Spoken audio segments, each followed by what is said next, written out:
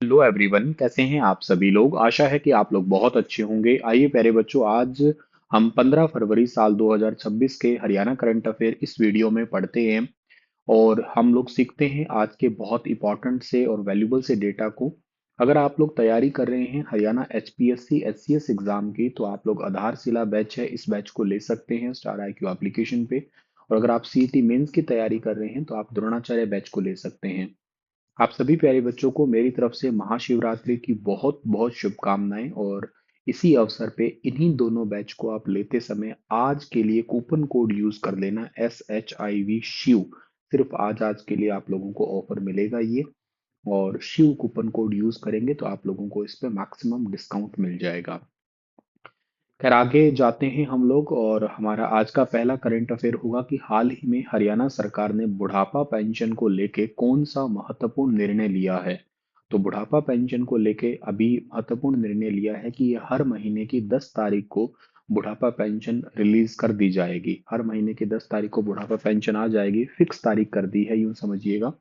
अब तक कोई फिक्स नहीं थी, मतलब ये ऐसे रैंडम आती थी, कभी 12 तारीख, कभी 16 तारीख, कभी आगे पीछे हो जाती थी, लेकिन अभी हर महीने की 10 तारीख को फिक्स आएगी।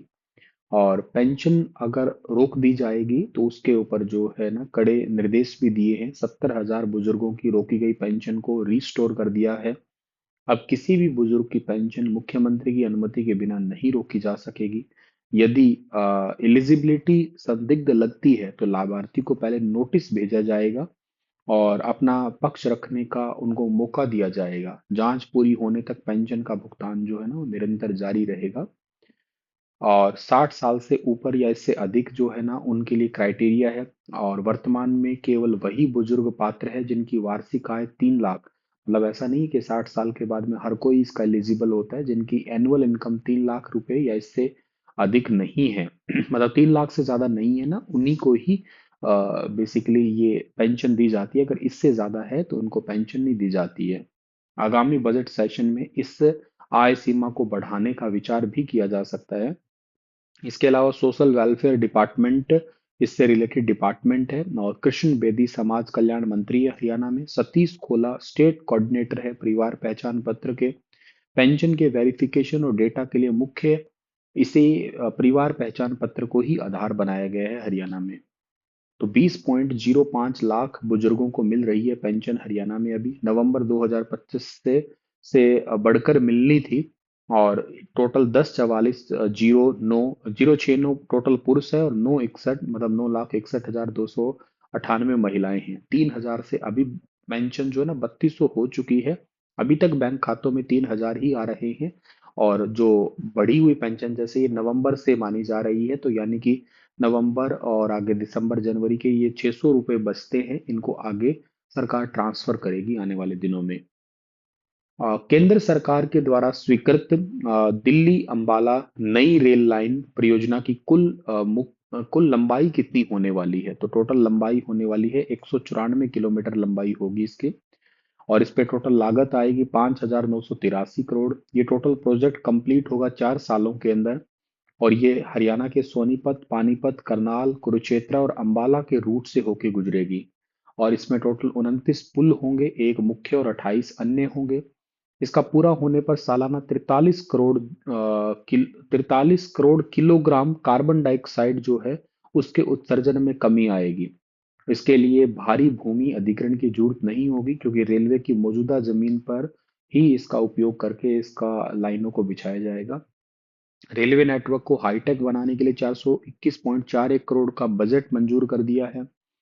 एक रेलवे कवच प्रोजेक्ट है, ये बहुत इंपॉर्टेंट है। कवच प्रोजेक्ट का मतलब ये होता है कि एक ही ट्रैक के ऊपर आमने सामने अगर दो ट्रेनें आती है तो उनको ऑटोमेटिक ब्रेक लग जाते हैं। तो यह स्वदेशी ट्रेन सुरक्षा प्रणाली है जो हादसों को रोकने के लिए इन रूट पे लगाई जाएगी।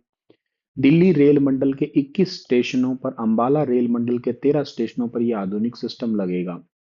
मार्च 2026 तक दिल्ली कटरा एक्सप्रेस वे है उसका काम करने का, मतलब उसका टारगेट कंप्लीट करने का टारगेट है। और टोटल इसकी लंबाई 670 किलोमीटर है। हरियाणा में 158 किलोमीटर होगा। दिल्ली से कटरा की दूरी मात्र 6 घंटे में होगी। यह एक 6 लेन ग्रीन फील्ड प्रोजेक्ट है जो अभी उस पर काम चल रहा है रोड इंफ्रास्ट्रक्चर के रूप में। और आगे बढ़ते हैं हम लोग यहाँ पे, और कुछ और परियोजनाएं भी है, जैसे हरियाणा ऑर्बिटल रेल कॉरिडोर है, सोनीपत हरसाना कला से पलवल तक है, कुंडली मानेसर पलवल एक्सप्रेस वे के साथ में 121 से 131 किलोमीटर लंबी डबल लाइन बनेगी। इसके अलावा करनाल यमुनानगर रेल लाइन है, इसकी लंबाई 61 किलोमीटर है, ये इंद्री लाडवा और रादौर को जोड़ेगी। रोहतक महम हांसी लाइन, ये रोहतक हिसार के बीच की दूरी 20 किलोमीटर कम हो जाएगी इससे। हांसी के साथ कनेक्टिविटी होगी। कुरुक्षेत्र एलिवेटेड ट्रैक है, शहर को जाम मुक्त करने के लिए 5 लेवल क्रॉसिंग हटाकर ट्रैक जो है ना ऊपर उठाया जा रहा है वर्तमान में। 13वां अंतर्राष्ट्रीय कठपुतली महोत्सव 2026 का आयोजन किस स्थान पर किया जाएगा? तो इसका आयोजन किया जाएगा सेक्टर 18 टैगोर थिएटर चंडीगढ़ के अंदर, इसका आयोजन किया जाएगा। 13वां अंतर्राष्ट्रीय कठपुतली महोत्सव ये सेक्टर 18 चंडीगढ़ के अंदर 16 फरवरी से 20 फरवरी तक होगा। चंडीगढ़ सांस्कृतिक कार्य विभाग और टैगोर थिएटर सोसाइटी इसका मुख्य आयोजक है। सहयोगी संस्था इसका है इशारा पेपेट थिएटर ट्रस्ट, ये इसकी सहयोगी संस्था है। इसमें बेसिकली जो है ना कठपुतली यानी कि सूत्र पुतली होगी, धागों से जो संचालित है, जैसे राजस्थान की कठपुतलियां हैं। एक छाया पुतली है, ये चमड़े की आकृति की परछाई है, जैसे आंध्र का थोल्लू बॉम्लाटा है। एक छड़ पुतली है, जैसे कि लकड़ियों की छड़ियों से संचालित है, इसे पश्चिम बंगाल की पुतुल नाच कहते हैं। एक दस्ताना पुतली है, हाथों के दस्तानों की तरह है, जैसे केरल का पावाकुथु है। तो ये सारी प्राचीन लोक कला है और इनको एग्जाम के पर्सपेक्टिव बहुत इंपॉर्टेंट मानते हैं, तो आप लोग याद रख लेना। कृषि दर्शन एक्सपो 2026 का आयोजन किस स्थान पर किया जाएगा? इवन किया जा ही रहा है, तो ये हिसार के अंदर किया जा रहा है। NRFMTTI, इसका मतलब है northern region farm machinery training and testing institute, जिसको TTI के नाम से ही शॉर्ट फॉर्म में जानते हैं। यह एक्सपो का 14वां संस्करण है, जो 14 फरवरी से 16 फरवरी 3 दिन का कार्यक्रम है। उत्तरी क्षेत्र कृषि मशीनरी प्रशिक्षण एवं प्रशिक्षण संस्थान जो हिसार में पड़ता है, और ये कृषि एवं किसान कल्याण मंत्रालय के तत्वाधान में आयोजित किया जा रहा है। इसमें आधुनिक खेती की तकनीक और उन्नत मशीनरी को बढ़ावा देना इसका टारगेट है, और ताकि प्रिसीजन एग्रीकल्चर को बढ़ावा मिल सके। नए नए इसके अंदर बेसिकली टायर है, कंपनियों की नई नई नई मशीनें हैं, इनकी यहाँ पे बेसिकली एक एक्सपो चल रहा है अभी वर्तमान के अंदर। ये एग्जीबिशन है, इसमें भारत भर से 300 से ज्यादा कंपनियां आई हुई है, और लगभग 1 लाख से ज्यादा किसान और पेशेवरों के आने की टोटल उम्मीद है यहाँ पे। यहाँ पे नेशनल टेक्निकल सेमिनार चल रहे हैं, B2B, B2C, B2G, ये कई सारी कंपनियों की मीटिंग भी चल रही है, जैसे business to business, business to consumer, business to government. मुझे भी अगर समय मिला तो मैं यहाँ पे जाऊंगा, और समय अगर रहा तो मैं आपको वीडियो बना के भी दिखाऊंगा यहाँ पे कैसा चल रहा है ये। मुझे बड़ा इंटरेस्ट है पर्सनली, एग्रीकल्चर मेले में लगभग जाया ही करता हूँ मैं जब होता है तो। इसका आयोजन का नाम है कृषि दर्शन एक्सपो 2026, और इसका 14वां संस्करण है ये, और ये हिसार में हो रहा है। 1983 में बना था ये आपका हिसार में, NRFMTTI, उत्तरी क्षेत्र कृषि मशीनरी प्रशिक्षण एवं प्रशिक्षण संस्थान, TTC के रूप में भी शॉर्ट फॉर्म में बोल देते हैं इसको। हालिया जारी आंकड़ों के अनुसार हरियाणा में प्रति व्यक्ति आय के आधार पर सबसे समृद्ध जिला कौन सा है? मतलब सबसे अमीर जिला हरियाणा का गुरुग्राम ही है। गुरुग्राम में प्रति व्यक्ति आय के हिसाब से 6,81,085 रुपए टोटल इनकम है यहाँ की। IT कॉरपोरेट और रियल एस्टेट का प्रमुख केंद्र है। 2 नंबर पे फरीदाबाद आता है 3,28,083 रुपए के साथ। पानीपत 3 नंबर पे है 2,81,365 रुपए के साथ।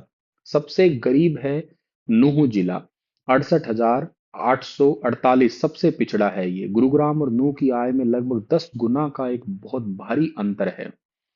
इसके अलावा गुरुग्राम, फरीदाबाद, पानीपत, पंचकुला, अंबाला ये टॉप है। मध्यम आय वाले हैं रेवाड़ी, झज्जर, कुरुक्षेत्र, सोनीपत, रोहतक, करनाल है। नूह सबसे गरीब आता है इसमें। भावांतर भरपाई योजना के तहत आलू और फूल गोभी उगाने वाले किसानों को हाल ही में कितनी राशि जारी की गई है? तो टोटल 20 करोड़ रुपए जारी की गई है। इसके लिए प्रोटेक्टेड प्राइस तय करती है ये वाली योजना। यदि मंडी में फसल उससे कम दाम पे बिकती है, तो जो डिफरेंस है, जैसे मान लेते हैं कि एक फसल का 100 रुपए पर क्विंटल के हिसाब से सरकार ने प्राइस रख दिया, मंडी में मान लो 80 रुपए बिक रहा है, तो ये 20 रुपए सरकार प्रोवाइड करवा देगी डिफरेंस। तो इसके लिए जो है ना, थोड़े समय पहले अभी शहद को भावांतर भरपाई योजना में शामिल कर लिया है। लीची है, आम है, करेला है, भिंडी, मिर्च, शिमला मिर्च, प्याज, टमाटर, बैंगन, घिया, ये सब शामिल है। बाजरा को भी सरकार ने शामिल किया था इसके अंदर, ये भी इम्पोर्टेंट है। ये दिसंबर 2017 से इस योजना का शुरुआत किया गया था और डिपार्टमेंट ऑफ हॉर्टिकल्चर के अंडर आती है ये योजना। मुख्य न्यायाधीश न्यायमूर्ति सूर्यकांत ने रोहतक में आयोजित सम्मान समारोह में किस संस्था के द्वारा आमंत्रित किए जाने पर भाग लिया है? जिला बार एसोसिएशन रोहतक के द्वारा आमंत्रित किया गया था। इन्होंने 1984 में महर्षि दयानंद यूनिवर्सिटी रोहतक से कानून एलएलबी की डिग्री प्राप्त की है।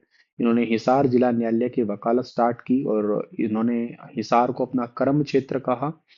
और साल 2000 में हरियाणा के सबसे युवा महाधिवक्ता एडवोकेट जनरल भी बने थे।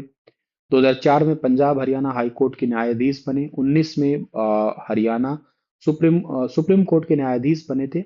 और भारत के करंट में सीजेआई हैं, ये याद रखना आप लोग। और रोहतक को जो ना अपना प्रेरणा क्षेत्र भी बताया है इन्होंने।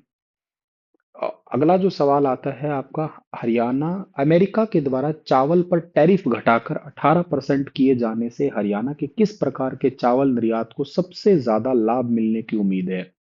तो बासमती चावल को सबसे ज्यादा लाभ मिलने की उम्मीद है। अमेरिका ने भारतीय चावल पर आयात शुल्क जो है वो 50% से घटा के 18% कर दिया है। इस कटौती के बाद भारत का टैरिफ 18% उसके प्रमुख जो प्रतिद्वंदी है जैसे कि थाईलैंड है, पाकिस्तान है, मतलब उन पे लगभग 19% सबसे कम हो गया है। और भारत में 2025-26 जुलाई जून के दौरान 149 मिलियन टन चावल है। इसका अनुमान होने का लगभग, ऐसा मतलब अनुमान इतना उत्पादन हो जाएगा। अमेरिका को अप्रैल से नवंबर 2025 में बासमती चावल 1,99,058 टन और गैर बासमती चावल जो है ना 40,960 टन है, वो निर्यात किए गए थे। पिछले साल की तुलना में लगभग 2,74,213 टन जो है ना बासमती चावल बेसिकली निर्यात किया गया था। पिछले पूरे वित्तीय वर्ष में अमेरिका को इतना चावल निर्यात किया गया था। तो नया टैरिफ 18% हो गया, पहले 50% था। और थाईलैंड पाकिस्तान का 19% है। और अनुमानित उत्पादन इस बार 149 मिलियन टन का है। हरियाणा का बासमती चावल को तो जीआई टैग भी मिल चुका है। पंजाब और यूपी में भी ये प्रसिद्ध है, वैसे होता है, अच्छा होता है ये। अखिल भारतीय चावल निर्यात संघ जो है ना, इसके उपाध्यक्ष है देवेंद्र सिंगला और कोषाध्यक्ष है इसके संजय गुप्ता।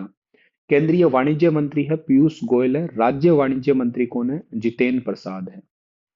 इसी के साथ ये सेशन समाप्त होता है। आपके लिए सवाल छोड़ के जा रहा हूं कि हरियाणा के सहयोग से पहला आर्टिफिशियल इंटेलिजेंस यानी कि एआई शिखर सम्मेलन कहाँ पे आयोजित किया गया, बताना है इसके बारे में। और अगर आप लोग द्रोणाचार्य बैच और आधारशिला बैच आज लेते हैं तो कूपन कोड SHIV शिव जो है ना जरूर लगा लेना आप लोग, ठीक है। आप सभी को महाशिवरात्रि की एक बार फिर से बहुत बहुत शुभकामनाएं। राधे राधे।